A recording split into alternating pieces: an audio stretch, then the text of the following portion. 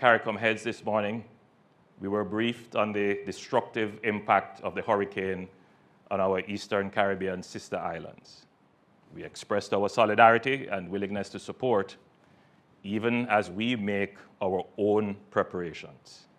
Jamaica must take this hurricane seriously. In this video, we'll take a look at the address of the Prime Minister of Jamaica, Andrew Holness, as he addresses the nation towards this impending hurricane, that is Hurricane Beryl. Now, Jamaica has survived a lot of hurricanes over a long period of time. Now, the last hurricane to hit Jamaica was Hurricane Ivan in 2004. So in exactly 20 years, we are having Hurricane Beryl, which is hitting Jamaica again. And the president gives this address in order to prepare the hearts and the minds of the people towards this hurricane. All the safety precautions that is needed to be put in place are being put in place. So as an individual, puts these measures that the Prime Minister will tell us in place so that you remain safe and your properties will also remain safe. So let's listen to the President and we'll come back and talk about it. But before that, if you haven't yet liked the video, kindly like the video and also subscribe to the channel. Let's watch the video together. Early this morning, the Cabinet reviewed our plans to manage the threat of the hurricane, and a caucus of Parliament was also briefed on our state of readiness and the provisions for emergency response. In this regard, the government has made a special allocation of $5 million per constituency to assist with emergency cases for food and building supplies through the Constituency Development Fund, the CDF.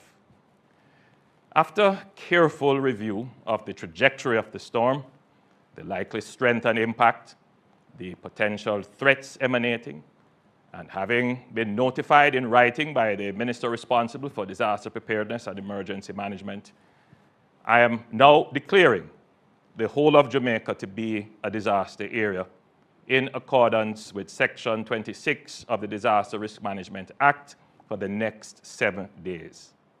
All Jamaica should note that following on this declaration, an island-wide curfew will be in effect between the hours of 6 a.m. and 6 p.m. tomorrow, Wednesday, the 3rd of July, 2024. This is to ensure the safety of everyone during the passage of the storm and prevent any movement with the intent to carry out criminal activity. An evacuation order on the direction of authorized officers is also in effect for flood-prone and landslide-prone areas, areas at or below sea level, and areas at or close to gullies or waterways. We urge all Jamaicans to comply with notices to evacuate if and when they are issued. However, even without the issuance of notice, if you live in a low-lying area and an area is historically prone to flooding and landslide, or if you live on the banks of a river or a gully, I implore you to evacuate to a shelter or to safer ground. The Minister with responsibility for commerce will also make an order under Section 8 of the Trade Act to prevent price gouging of essential goods during a period of disaster. The Minister of Transport has also made arrangements with the operators of the east-west and north-south toll highways to give free access to the toll road between the hours of 6 p.m. and midnight today, July 2nd, 2024. This is to ensure that all Jamaicans who are currently on the road are able to get home safely and conveniently. The details of the various orders will be gazetted, published in our media, and posted on various government websites. The situation, as you can imagine, is dynamic, and the government continues to monitor developments and will provide regular updates. The entire government and all relevant personnel are in a state of readiness to manage the disaster. ODPEM is leading the National Disaster Response. The National Emergency Operations Center, the NEOC, has been activated, and all relevant agencies are on high alert. Now, as we brace for the potential impacts of Hurricane Beryl, we also need our Jamaican household, our Jamaican family, you, to be prepared. It is imperative that we remain calm. Now, it's not a time for panic. Now, here are some very important steps that each of us should take to ensure our safety and the safety of our loved ones. First thing, stay informed. Regularly check reliable sources of information, getting your updates on the progress of the hurricane. Tune into your local news stations, listen to the radio, and follow official social media channels such as the Jamaica Information Service for the latest information. The Met Service and the Office of Disaster Preparedness and Emergency Management will provide timely updates. Second, create an emergency plan. Discuss with your family and loved ones what actions to take in the event of an emergency. Identify your strongest room in the house, your safe room, where you can take shelter during the storm. Ensure that everyone knows the location of emergency supplies, such as flashlights, batteries, and first aid kits. This can be a particularly fearful time for our children.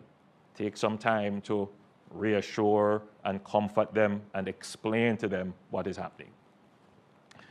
Third, stock up on essential items. By now, you should have your emergency supply kit with enough food, water, medication, and necessities to last for at least 3 days. And this should include items such as non-perishable food, bottled water, your prescription medications, toiletries, and important documents should be in waterproof containers. Fourth, secure your property. Take steps to protect your home from potential damage. You should, by now, would have already pruned the trees around your home, and you would have secured loose items that could become projectiles in high wind. Given the projected strength of the hurricane, protecting your roof is a critical part of your preparations. Fifth, know emergency numbers. You should familiarize yourself with emergency contact numbers and have them readily available.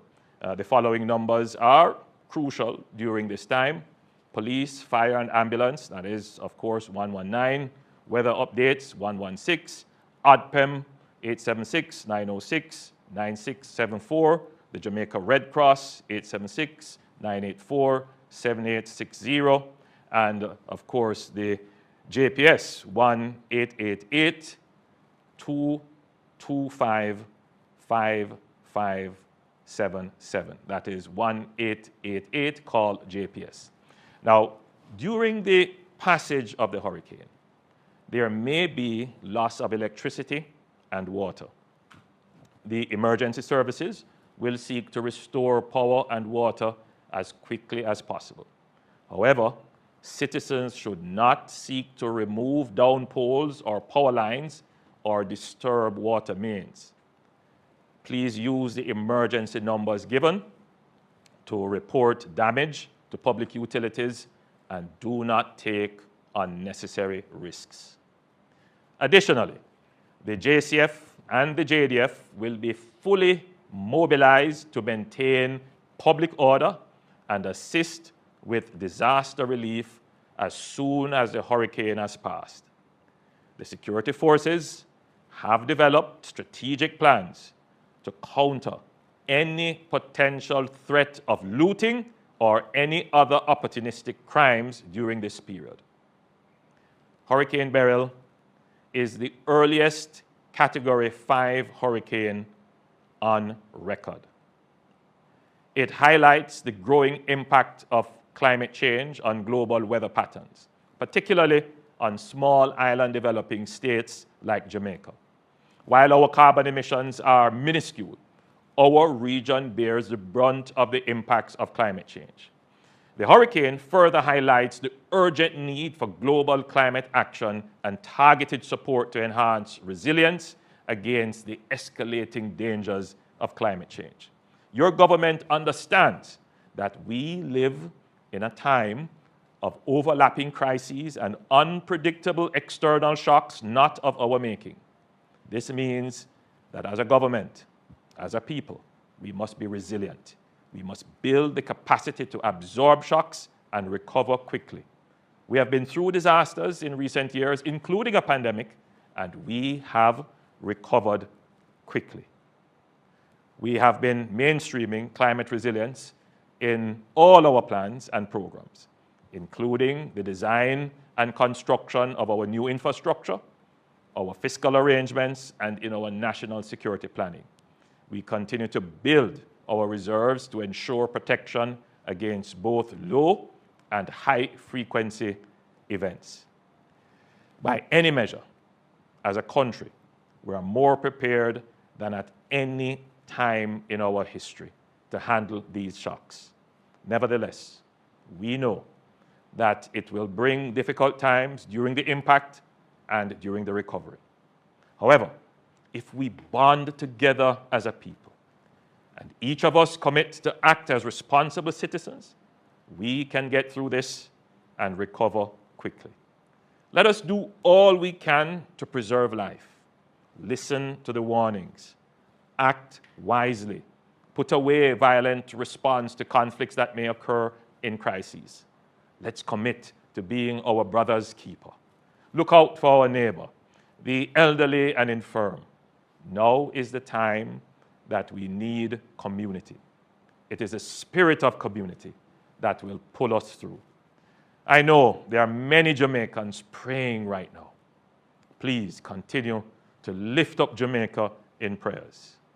With the blessing of God on the vessel of preparation we have made, we will safely ride out this storm. May God bless us all and keep us safe. Welcome back. Jamaica has survived a lot of hurricanes over the period, and this is just one of them. So I believe that with the resilient spirit of Jamaica, we will be able to withstand this hurricane that is coming up. Now, take into consideration all the safety precautions that the Prime Minister, Andrew Holness, has given to us. Let's take each one of them seriously, work with them, so that in the end we will come out strong and we will build a resilient economy. So let's take these information very, very importantly, so that at the end we will smile at the storm. Thank you very much for watching this video. Don't forget to subscribe to the channel. Just look at the subscribe button down there. Click on the subscribe button. Click as well on the notification bell. And I'd like to see you again in my next video.